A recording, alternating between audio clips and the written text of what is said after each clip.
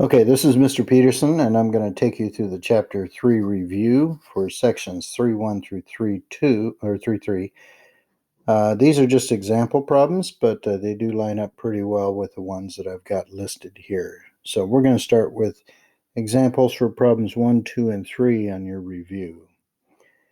And the directions are to write the coefficient in part A, the degree using n for that variable, and to classify the expression by degree. So first of all, we're going to write the coefficient of each of these problems. It's just the non-variable part of it. You could also say it's the number part of it, but that's not quite accurate since variables represent numbers. But I think it's pretty obvious. You just copy the number part of it. All right, the next section is the degree.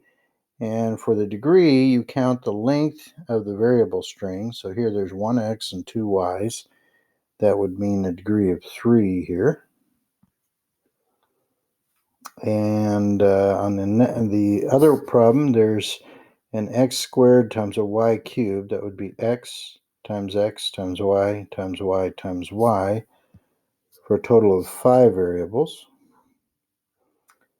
And if you look on the chart here, how we classify these, when the value of n is 3, it's a cubic monomial or polynomial. And when the degree is 5, we say that it's quintic. So in order, constant is when you just have numbers with no variables. Linear is when you have one variable. Quadratic is when you have two variables like x and y or x times x. It's cubic when there's 3, quartic when it's 4, and quintic when there's 5 variables like this example, a, b, c, d, e, or x to the 5th.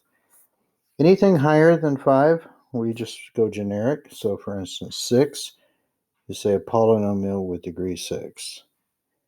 So taking us back up to the example, when n is 3, it's cubic.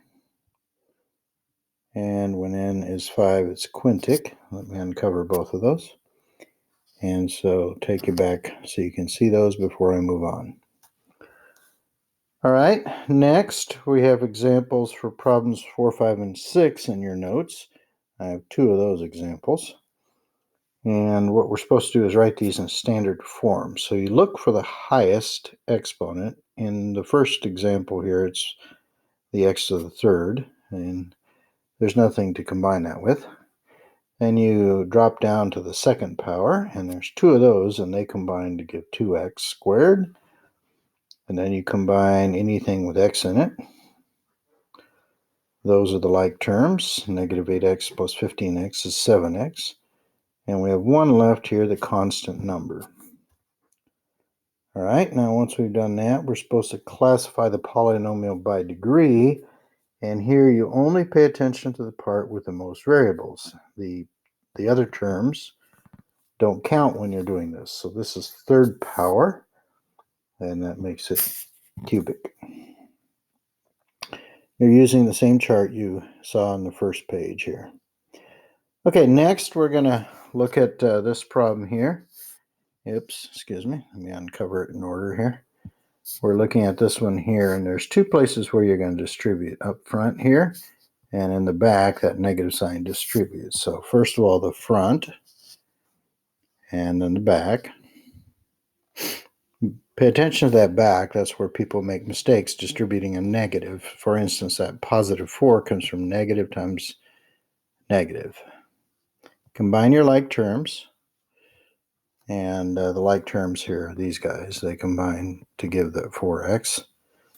And then pay attention only to the part that has the highest exponent. And so this is quadratic. It's got a degree of 2. Okay, moving on.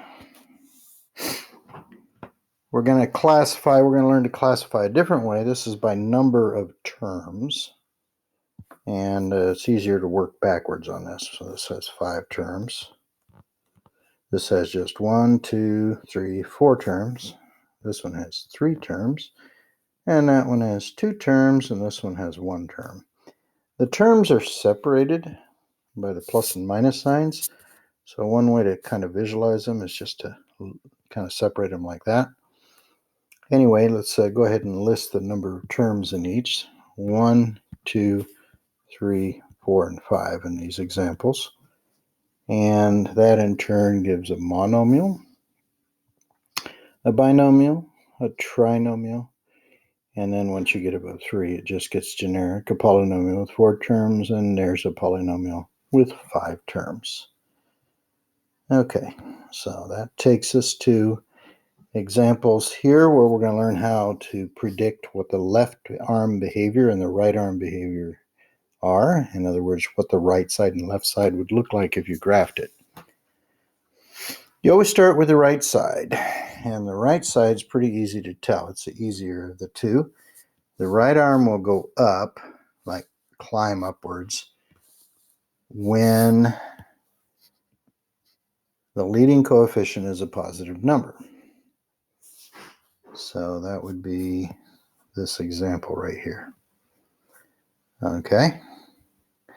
And the right arm goes down when the leading coefficient is a negative number. That'll be this example right here. Okay, the left arm kind of depends on what you've already decided with the right arm.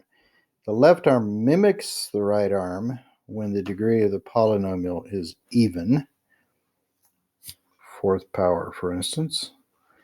And the degree of the polynomial when it's odd, the left arm rebels or goes in the opposite direction from the right arm. So let's see what we get when we uncover this here. Okay, when you have a positive up front, the right arm is going up. Contrast that with the next problem where if it's negative in the front, your right arm is going to curve downwards. And then you look at the degree. This one has odd power. And when it's an odd degree, you end up with the left arm going in the opposite direction of the right arm. And when you have an even degree, like that 4th power on that problem, then your left arm will agree with the right arm. So give me a second here to connect that and show you where that goes. That goes down like that. Okay, so the left arm will disagree with the right arm when it's an odd power. And it will agree with the right arm when it's an even power. That's kind of the summary of that section there. Okay, I'm going to just call it quits on that and pick up on another video in a bit.